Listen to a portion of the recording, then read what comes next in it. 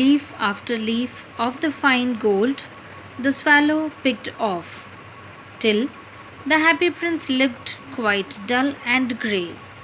Without the outing of the gold, the statue of the prince looked quite dull and grey, not so appealing, not so attractive.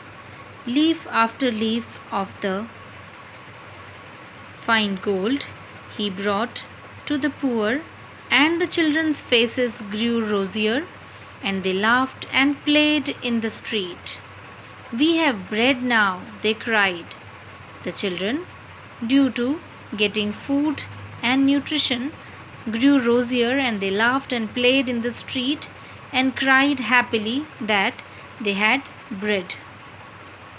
Then the snow came, and after the snow came the frost. Snow is a bit less, but frost is the extreme, chilling one. The streets looked as if they were made of silver. Everybody went about in furs, clothes made of furs, and the little boys wore scarlet caps and skated on the ice. Even the children wore scarlet caps, red colored caps, and skated on the ice, means played on the ice. The poor little swallow grew colder and colder, but he would not leave the prince. He loved him too well. Of course, the swallow grew colder and colder, means grew weaker day by day, but he would not leave the prince. He loved him too well. He picked up crumbs outside the baker's door when the baker was not looking. He lived on the crumbs picking up from outside the baker's door when the baker was not looking at him.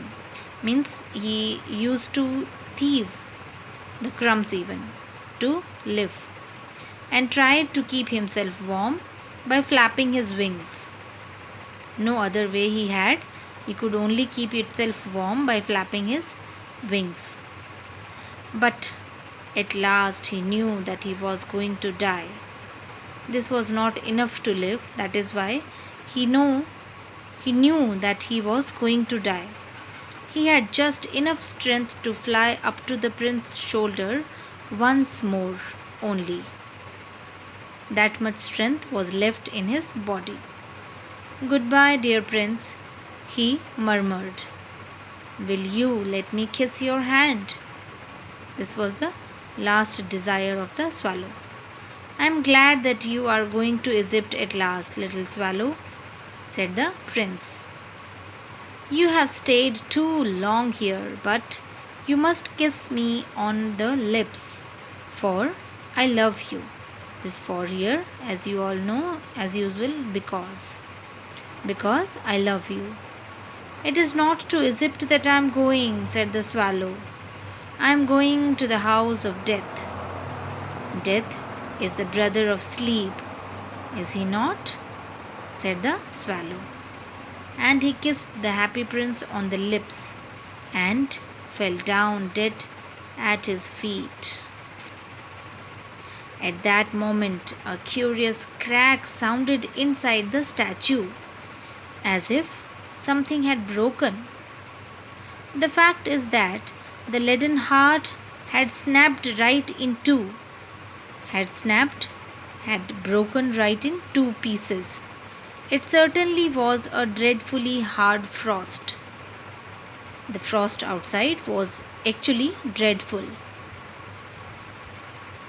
Early the next morning, the mayor was walking in the square below in company with the town councillors. Mayor of the city was on the round with town councillors.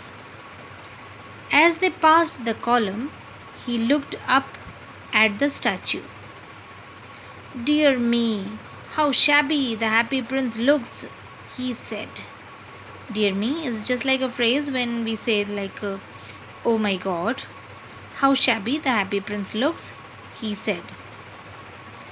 "How shabby indeed," cried the town councillors, who always agreed with the mayor, and they went up to look at it.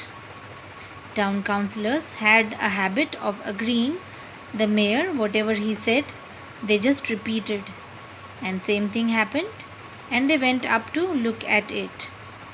The ruby has fallen out of his sword. His eyes are gone and he is golden no longer, said the mayor. In fact, he is little better than a beggar. He is little better. The use of only word little is always almost nothing. So, the mayor wanted to say that in fact he is little better than a beggar. He was not even much better or a little better than the beggar. Little better than a beggar, said the town councillors.